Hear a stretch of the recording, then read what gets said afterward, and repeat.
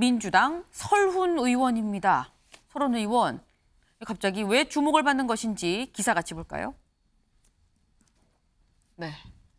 친낙계 설훈, 김은경, 이견양, 이낙연 전 대표를 겨냥해서 마녀 사냥식 발언했다, 사과하라 라고 얘기를 했습니다. 네.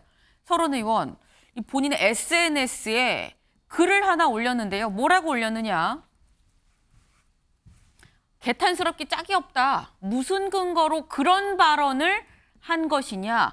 특정인을 겨냥한 마녀 사냥식 발언을 쏟아낸 속내가 무엇이냐라고 김은경 위원장한테 얘기를 했습니다. 지금 그런 발언, 마녀 사냥식 발언, 대체 김은경 위원장이 무슨 발언을 했길래 궁금하실 것 같은데 김은경 위원장 이런 얘기를 했습니다.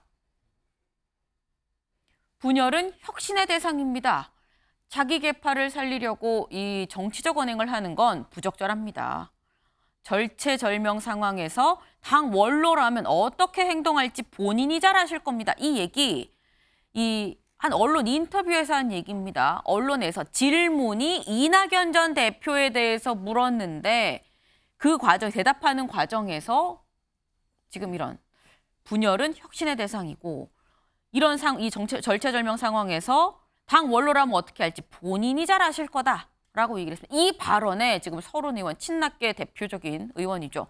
설훈 의원이 발끈해서 마녀 사냥식의 이 발언이다라고 얘기를 하고 나온 건데요. 신정현 의원님, 네. 일단 친낙계는 김은경 위원장의 발언이 다분히 의도가 있다라고 좀 판단을 하는 것 같습니다. 저도 그렇게 생각해요. 네. 이해하지 못하겠어요. 그 친이낙연계 의원들, 특히 이제 먼저 이낙연 대표의 국내에 들어온 이후에 첫 일성이 뭐였습니까? 도덕성 회복해야 된다. 네. 민주당을 향해서 처음이자 마지막으로 했던 말이 도덕성 회복해야 된다. 두 번째 했던 말이 당내 민주주의 강화해야 된다. 이 말은요. 네. 김은경 혁신위가 발족할 때 혁신위가 해야 될 두 가지 일을 사실 힘을 실어준 거예요. 이낙연 대표는 사실 그래서 혁신위가 하고자 하는 그 방향에 길을 내줬다고 저는 생각을 하고 또 혁신위 1호안이 뭐였습니까? 바로 불체포 특권. 예. 거기에 대해서 당은 움직이지 않을 때 소위 말하는 비명계라고 불리는 국회의원 30여 명이 거기에 대해 서약을 하지 않았습니까? 불체포 특권, 자기는 포기하겠다. 네. 사실상 이 혁신위가 하고자 하는 일에 힘을 실어주고 그 방향에 결을 맞추겠다고 하는 이낙연 대표와 그리고 그 비명계를 향해서 왜 화살을 돌리는지 전 좀 이해가 되지 않아요. 외려 이 혁신위의 결과 방향에 보조를 맞추지 못하고 있는 쪽이 오히려 분열을 오히려 또 촉구하고 있는 거고 그러한 어떤 행태가 혁신의 대상이 되어야 되는 거 아닙니까? 혁신위가 발족 때부터 지나치게 친명계 일색으로 구성됐다라는 비판을 받고 있었지만 그럼에도 잘 하시리라 저는 믿고 있었어요. 그런데 혁신위가 마치 비대위처럼 결정 권한이 가진 것처럼 뭔가 이야기하면서 분열은 혁신의 대상이다. 가만두지 않겠다라는 엄포를 하는 것도 저는 적절하지 않다고 보고요. 혁신에 힘을 실어주는 곳에는 오히려 긍정적인 발언을 해줘야 된다라는 그 일반적인 상식과 다르게 거기에 대해서 비판을 하는 나를 세우는 모습 역시 그런 의심을 사기 충분합니다. 나를 세워야 될 곳은 혁신위의 결과 다르게 움직이는 지금의 당의 주류 지도부가 그 대상이 돼야 된다. 저는 그렇게 생각합니다. 네. 일단 김은경 위원장의 이 얘기가 언론 인터뷰 중에서 질문 자체가 이낙연 전 대표를 얘기를 하면서 질문이 나갔고 거기에 대한 답이었습니다. 그런데 약 한 달 전쯤에 김은경 위원장이 누구라고 뭐 지칭한 건 아닌데 이런 얘기를 하긴 했었거든요. 들어보고 오시죠. 엄중히 경고합니다. 이 시간 이후로 당내 분열과 혐오를 조장하고 혁신의 동력을 저해하는 모든 시도와 언행에 대해서는 일체 관용을 베풀지 않을 것입니다. 앞뒤가 다른 사람은 절대 공천하지 말아라. 고인물을 걷어내라. 그리고 기득권을 없애라. 네. 김은경 위원장 약 한 달 전쯤에 저 얘기를 했었습니다. 근데 그렇다고 한다면 윤경호 위원님, 한 달 전쯤에 했었던 김은경 위원장의 저 말도 사실은 겨냥이 그럼 이낙연 전 대표였던 것인가라는 생각이 지금 상황으로 보면은 또 생각이 드는데요. 뭐 해석에 따라 그럴 수 있지만 저건 굉장히 추상적인 얘기잖아요. 네. 막연하고 모호하잖아요. 네. 누구를 겨냥했다 안 원론적인 했다 얘기라고 생각을 했었죠 그때. 헷갈리죠.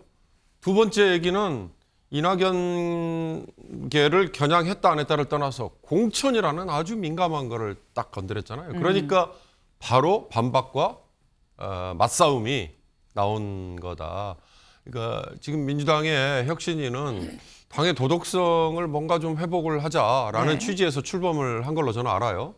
뭐 돈봉투 사건, 뭐 여러 가지 이제 유권자들이 눈살을 찌푸리는 그거를 만회해 보겠다라고 했는데 네. 하는 활동은 뭐 존재감이 별로 보이지 않았어요.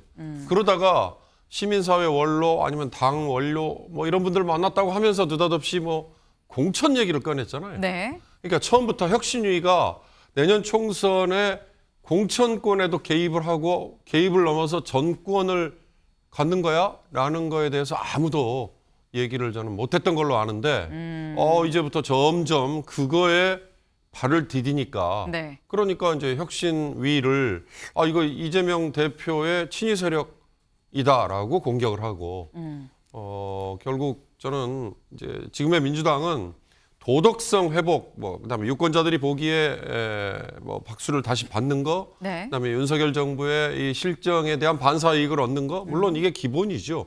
그러나 당내에 결국은 주류 세력과 비주류 세력 간의 싸움, 이게 이제 앞으로 이 내년 총선 공천이 결정되는 시점까지 오히려 더 본말이 바뀌어버릴 가능성이 네. 상당히 커 보인다. 이 김은경 혁신위원장에서 말 한마디 중에 공천 하나를 딱 건드리니까 네. 바로 그런 본 모습을 보였다는 점에서 민주당이 아마 상당히 싸움을 심하게 할 것 같다는 생각이 들어요. 네. 지금 본질은 공천이다라는 취지로 말씀을 하셨습니다. 윤영걸 대표님. 네. 근데 또 혁신위가 그동안 종이호랑이라는 얘기를 좀 그런 비판을 좀 받다가 뭔가 정권을 갖고 좀 힘을 갖고 움직이려면 결국 공천 얘기를 건드리지 않을 수 없다는 얘기도 또 나오긴 나와요. 원로들 만나도 뭐 공천 얘기를 막 조언을 주긴 했거든요. 과거 김종인 그 비대위원장 때 민주당을 쥐락펴락했다는 카리스마를 발휘한 게 공천권이 있었거든요. 네. 지금 김은경 혁신위원장 공천권하고는 얘기한 적이 없어요. 네. 예, 그러니까 지금 힘이 없는 거죠. 그래서 저는 앞으로 공천은 따로 아마 시스템이 갖춰져서 네. 그쪽에 가야지 지금 혁신위원장은 공천권 얘기할 때는 아니다. 지금 혁신위원장은 제가 보기에는 자진 사퇴하느냐 그냥 자리 지키느냐 둘 중에 하나 아니겠느냐 이런 생각이 들어요. 왜냐하면 1호를 네. 불체포 특권 포기하는 거를 당에서 결의하라고 그랬는데 당에서 지금 안 하고 있잖아요. 그나마 뭐 정당한 사유가 있을 때 뭐 그 불체포 특권 받아들인다 뭐 이런 식으로 했는데 정당한 사유도 애매하고 네. 저는 김문경 혁신위원장은 벌써 유효 기간이 끝나서 그냥 빨리 사퇴하든지 해야지 지금은 밀어주지도 않고 할 힘도 없고 네. 정치적인 역량도 없고 오히려 당 소란만 더 키울 뿐이다 이런 말씀을 드리고 싶습니다.